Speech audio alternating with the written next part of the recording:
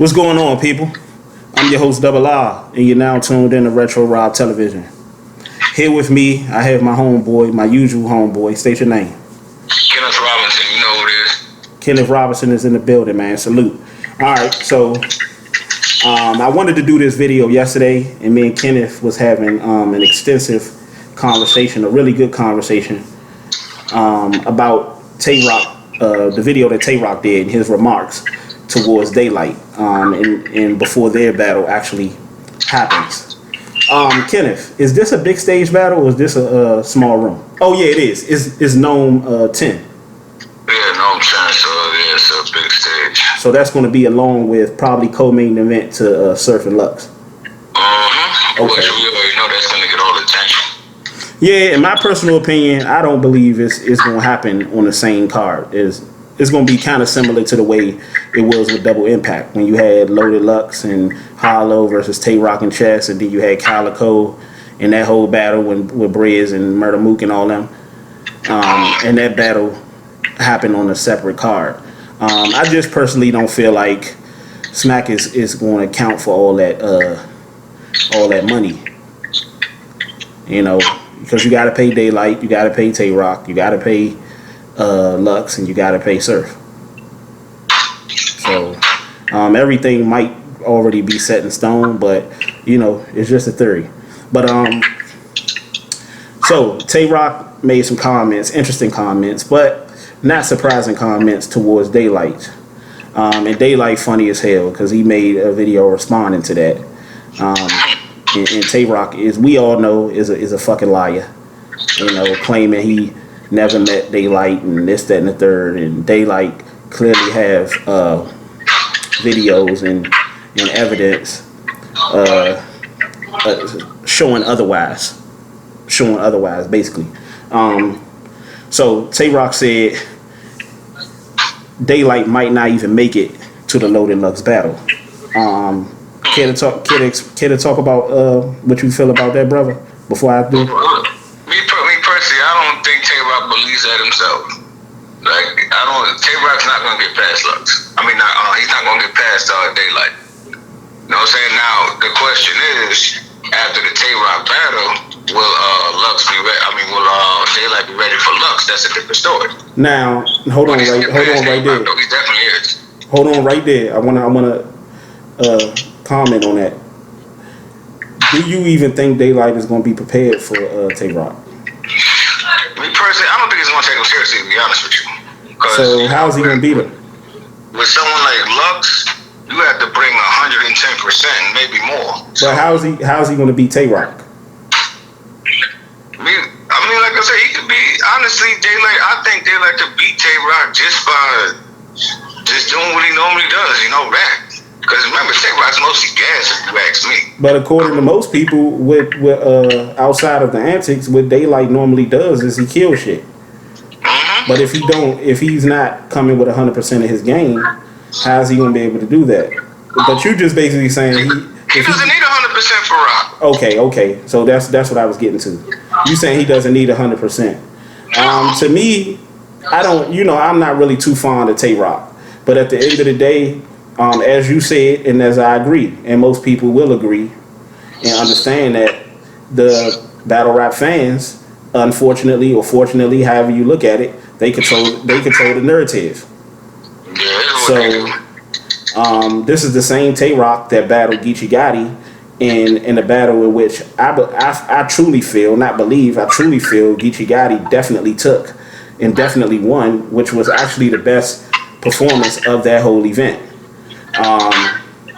A lot of people beg to differ. They feel like it was a debatable. They feel like Tay Roc might have won that or is it. I can't see how, but this is the shit that we talking about. So if we keeping that in mind, knowing that he's going to battle Daylyt, how is Daylyt coming in here not giving it his all can possibly get out of there with a victory, knowing the type of gas that Tay Roc has with the fans? To me, gas don't mean nothing. Like, how does that count? I mean, it doesn't count to you and it doesn't count to me, but it counts to the people that actually count. You see what I'm saying? Like the people, like you said, that control the narrative, which is the majority, which is people that don't understand a lick about rapping in general. But then, all right, so hold on. I got a question then. Because if that's the case, then why are they calling it battle rap then? I thought the thing about it is it's called battle rap. The magic word is rap. That's the magic word. I mean, you and I know that, but I'm just talking about in reality what's going to go down. Daylyt, whether he wants to or not, or whether he is or not, or whether he believe it or not, or whether we believe it or not, he's going to have to show up to this battle 100% against Tay Roc, and he's going to have to show up in the battle with Lux 150%. So we're going to have to see. Like, for so long, people have been telling me that Daylyt was super, super dope. To me, Daylyt is dope, but he's not like how everybody say he is. At least I haven't seen it or witnessed it. You know, again, I haven't seen all the Daylyt battles, but the Daylyt I haven't seen this extravagant Daylyt that everybody is talking about. Now, I know he can put words together. I know he can spit, you know, but he's going to have to do what people are claiming that he did or was able to do back to back, in my opinion. Now with Tay Roc, in reality, Tay Roc is nowhere near better than Daylyt from a technical standpoint. But in reality, we got to understand that the people that control the narrative are going to think otherwise. So Daylyt is going to have to show up back to back, like on some flawless God tier shit. Cause he claimed he can rap, and he claimed he God tier, and he claimed he this. He gonna have to prove it back to back. And to be honest with you, I want to know if the Daylyt and Lux battle is actually set in stone, or is it predicated off how he does his battles prior. That's a good point. Because if that's the case, if it isn't set in stone, and it's on some JC shit where JC was flaming, what we talked about yesterday, he was flaming and then he flamed out once the Lux battle actually started to, the thoughts of him and Lux battling actually started to brew up. He started to flame out. Is it that type of situation, or is that battle actually going to happen regardless? Because if that battle is going to happen regardless, then Tay Roc doesn't really matter. And like we just said, and like you just alluded to, he don't have to take Tay Roc seriously. Not only are we going from worrying about whether or not he is going to take Tay Roc seriously, he actually don't have to take him seriously because the battle is going to happen regardless. But I was always told, if you don't take care of the little shit, how you going to be able to take care of the big shit? How you going to be able to prepare for the big shit? So if you don't take Tay Roc seriously, how is that helping you to sharpen up your knife to get ready for Lux? Because you're going to need that and more. But of course, it's treading on the line because you can't just exude a lot of your best shit, your best material on Tay Roc and then not. So we face a situation that we were talking about yesterday. Let's say he goes in and he takes and he raps and he takes Tay Roc very seriously and he destroys Tay Roc. Well, he beats Tay Roc clearly, or Edge, or however. And the Lux battle is on the horizon. And he just spent so much energy and so much time and effort into destroying Tay Roc or beating Tay Roc that he took away from the Lux battle. So that's the situation. Okay, do you come semi good against Tay Roc and then give your all against Lux?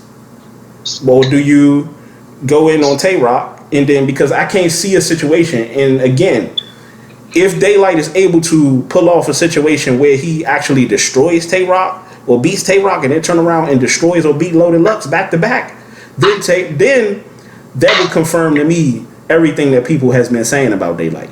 Because yet Daylyt is talented, but Daylyt hasn't shown me this super god tier, super saiyan type of shit that everybody keep trying to say about him. But if he's able to pull a back to back against Tay Roc and Lux, two of the best in the culture. And most people eyes, Lux is Mount Rushmore. Tay Roc is top tier, definitely. Like if he's able to pull that off, then, but I want to ask you this question, and I know you're going to like this one. What if Daylyt, hear me out, you listening? Yeah. What if Daylyt is not the problem? what if Loaded Lux gets upset by Surf? What if nobody ever considered that? Because just like myself, I don't believe Surf is going to be able to do anything to be able to fuck with Lux. You see what I'm saying? I don't think Surf is going to be able to come up with nothing that's going to be able to counter what Lux is going to come with. So, but if he somehow Surf is able to finagle, which we know he's very good at, finagle his way into getting a victory versus Lux, now we having a conversation about whether or not Lux actually deserved the battle Daylyt. And I know Daylyt is going to take that battle regardless, but does it sound juicy? Does it sound or look juicy to Daylyt now that Surf has got Lux before Daylyt can get him? I mean, does it look good? That's what I said. Does it look juicy now? Does it sound juicy now? I mean, it's up in the air. That's like a bad broad walking through your neighborhood, bad broad in your neighborhood that you always wanted to hit, and then one of your homeboys or you found out a couple of dudes that you know in the neighborhood already smashed her. She don't look as appealing anymore.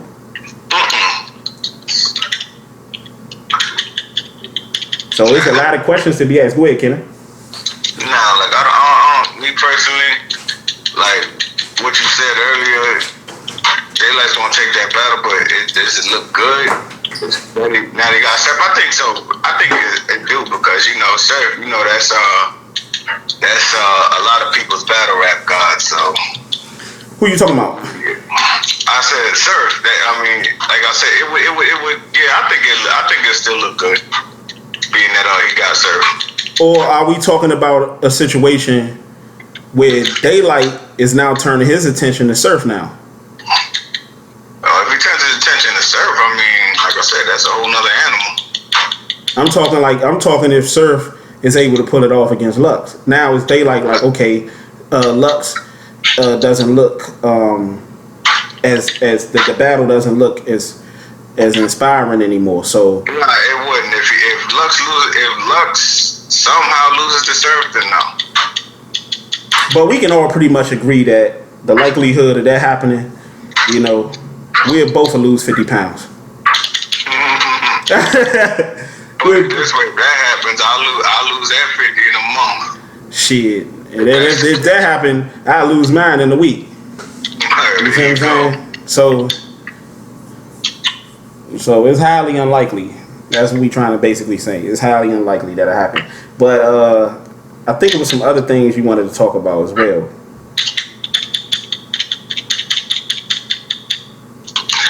We were talking about the situation with Cassidy. The video I just did, and go check that out.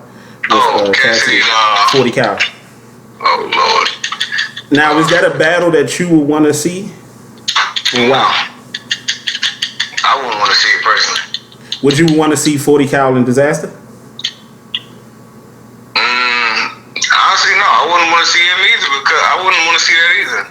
Because I don't understand why 40 Cal took shots at Cassidy and he talking about, he got Disaster. And then on the same hand, everybody know Cassidy 3-0 Disaster. So honestly, I don't know what he's getting at.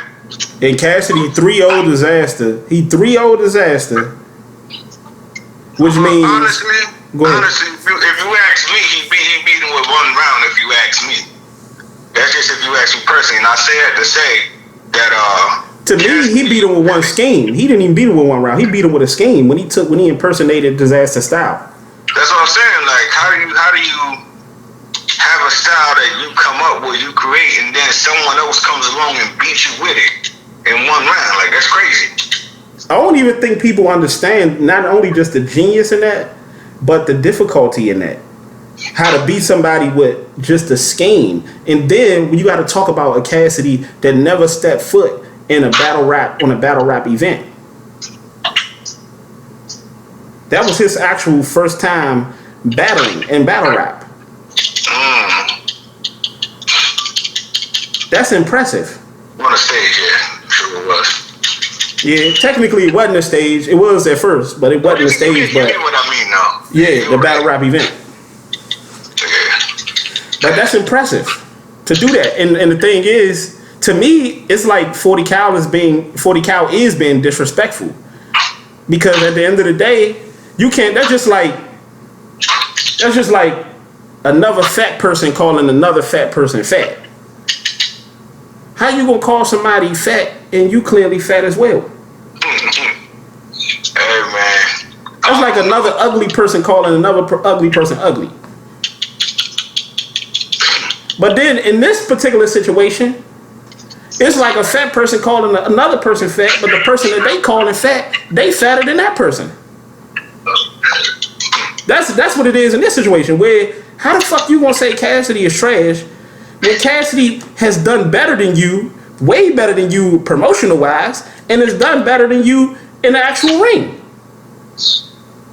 40 Cal, like I said in the video that I did, go check it out. The video that I did, I said 40 Cal. Cassidy beat Disaster, which we just alluded to. Cassidy beat Goods in most people's eyes. And Cassidy just had, a bad moment with Arsenal. But motherfucking 40 Cal had a battle with Ill Will and he underachieved. So his first battle, if you compare Cassidy's first battle with 40 Cal first battle, it's not even a comparison. Cassidy beat Disaster 3-0 with a fucking scheme. With one scheme and taking his own style. And 40 Cal lost to, and I'm being generous, a 50%, 40% Ill Will. Ill Will wasn't even the best in that battle. Wasn't even the best version of himself in that battle. And Ill Will still won that 2-1 clear. I gave 40 Cal, edged him the second round, but Ill Will clearly took the first and the third. So how the fuck does 40 Cal even have the nuts or the nerve and the gall to be able to take shots at Cassidy? Feel like he can take shots at Cassidy. Now, if Loaded Lux did it, that'd be a different story. If Averb did it, which he did, that'd be a different story. Nobody can complain about that. If John did it, we can't complain about it. But 40 Cal, you haven't even proven that you can even survive. To be honest with you, like I said in the last video, I don't think 40 Cal can fuck with Jack Boy. I don't think 40 Cal can fuck with Don Marino. I don't think 40 Cal can fuck with Swamp. Swamp will 30 40 Cal. What happened to Jack Boy anyway? Yeah. It's funny though.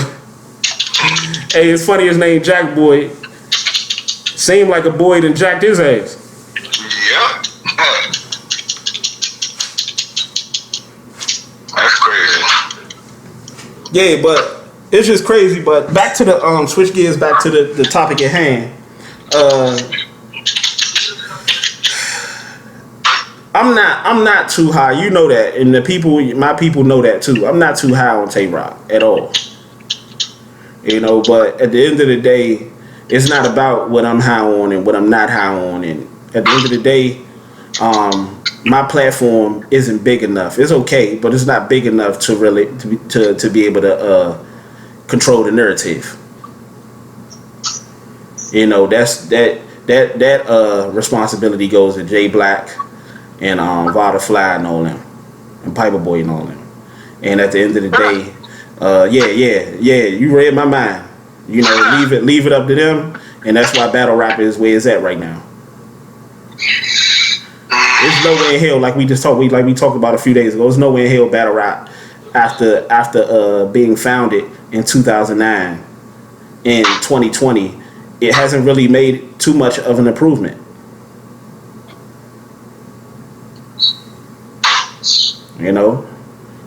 Battle rap should be way ahead. We was talking about something, man. You was talking about something, and I said I was going to do a video on it. Now might be a good time to kind of talk about it a little bit. When I was talking about, we were talking about that Lux Calicoe battle. That too. But we was talking about Smack in the URL and what Smack should do. Oh, that's what we was talking about. I remember I was saying how Smack would be able to at this time, instead of doing the quarantine, do the quarantine battles, but you have Gnome 10 coming up. And what I would do if I was Smack is I would keep Surf versus Lux as the headliner. I would keep Tay Roc versus Daylyt. But what I would do is scratch all of the other battles that you got playing, and I will fill the rest of those cards up with a lot of the new prospects. So like instead of doing this little what they call this shit, summer madness, ultimate summer madness shit.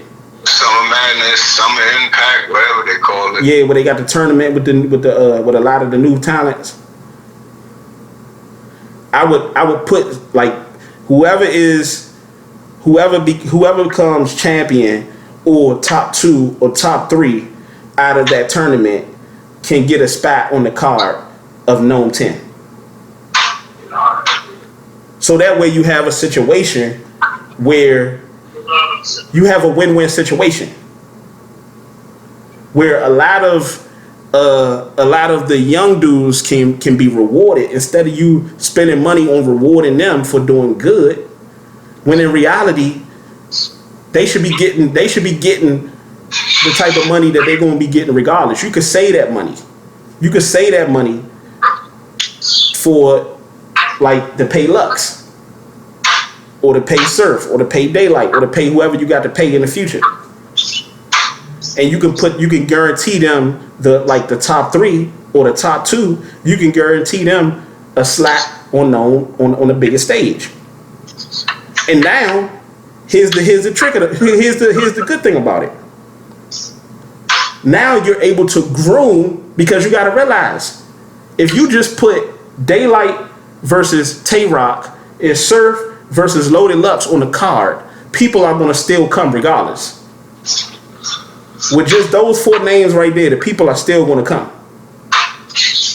Now, if you put a lot of those, if you put a couple of your top talent coming up on the card, now even if you put Swamp on it, now you're able to not only show people and make money off your big name battlers, off your big stage battles, but you're able to get people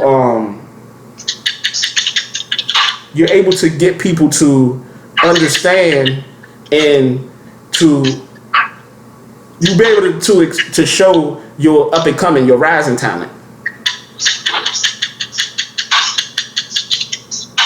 I don't know. It's just a thought, because people are going to, and you have those battles, of course, happening at the beginning. So people are going to show up to the event, and people are not going to leave, because once you pay for the ticket, kind of like how they did with Cassidy, when Cassidy battled. And a lot of people were saying, oh, Cassidy should battle first. That's stupid. First of all, Cassidy is never going to battle first, because Cassidy is the main event. Cassidy feel like he's the main event in his mind. So he's never going to battle. He's never going to take a beginning battle on the undercard. You can get that, and then smacking them is never going to allow it, because they can't really recoup and make money off that. So they're going to allow Cassidy to be, and then it sounds stupid from a business aspect and from a strategic aspect, because let's say Cassidy battles first or he battles second. Most of the people are coming, keep in mind, and most of the people are coming to see Cassidy. So if Cassidy battles at the beginning, now everybody can leave after the first battle. Now we don't have to stand all day. Now we don't have to wait all day, because y'all gave us the main event in the first battle. That's stupid. So that's what they should do with a lot of the young talent.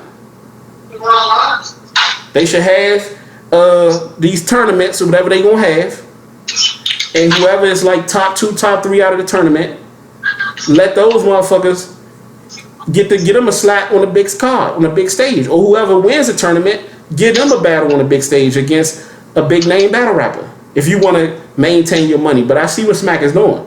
Smack wanna have his cake and eat it too, and he greedy. He wanna put all the little put the big names on the card, and then he wanna put all the mid-tier names on the card, so he can still keep that money train rolling. But at the end of the day, it's about the longevity, and that's why I say it. Smack don't even understand his own business. It's about the longevity, because if you put your big names on the card, if you surround your Kid Chaos, your Jada Nightwing, even the Swamp, whoever comes up out of that crop, and they deserve that spot that's coming up. Kind of similar to the way he did Chess and all them. When Chess battled DNA, when Briz battled Avert, and when T-Top battled Charlie Clips. Then you will be able to see is a catch-22 and it's a whole bunch of other shit. Then you'll be able to see what you got. Then you'll get the fans, that was the word I was looking for. You'll get the fans more familiar with the actual up-and-coming, the rising stars. Or your rising talent. You'll get the fans more familiar if you wrap them around the same card with a lot of the already established veteran, the already established stars. A battle rap. So now they'll be like, oh yeah, you that dude, oh that's Swamp, oh that Kid Chaos, oh that's such and such. Use that young dude that was on the card, the same card on the Known 10 or the Summer Madness with Lux and all them. You don't know what can happen. You don't even know shit. The young dudes might do so well that they might end up making more money. A star might be born that motherfucking night. You never know. You would never know. But Smack, you know Smack, he want to be greedy. So he gonna have these quarantine battles with these same, keep recycling and keep rotating these same battle rappers, and then mess and matching them, and then the fans is gonna hype up bars that ain't even bars, hype up punches that ain't even punches, gonna hype up lines that ain't even lines.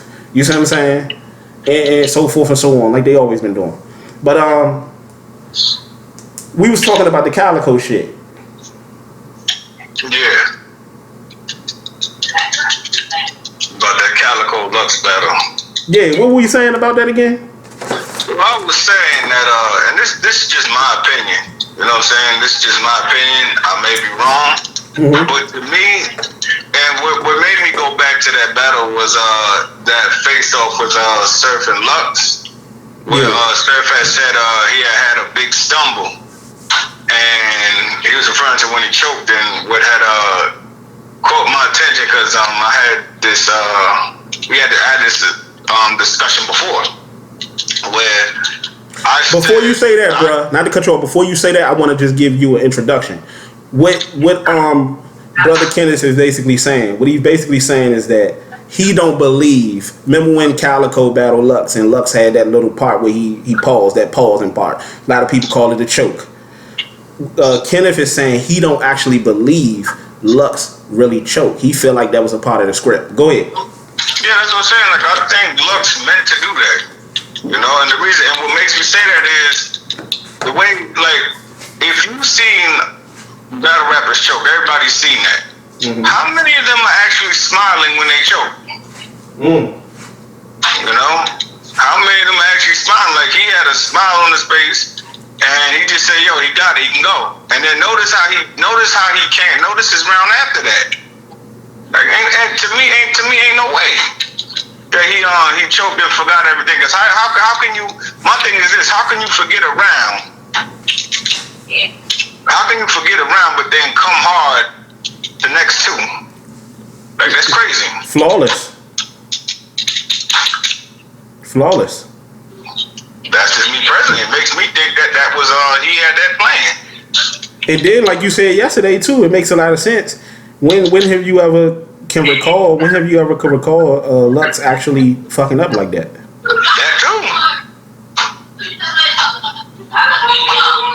That too, bro. Like, that's crazy. But yeah. Is there anything else you want to talk about, or? Nah, I'm good on this. Okay. Well, salute to the family, and I'll holler.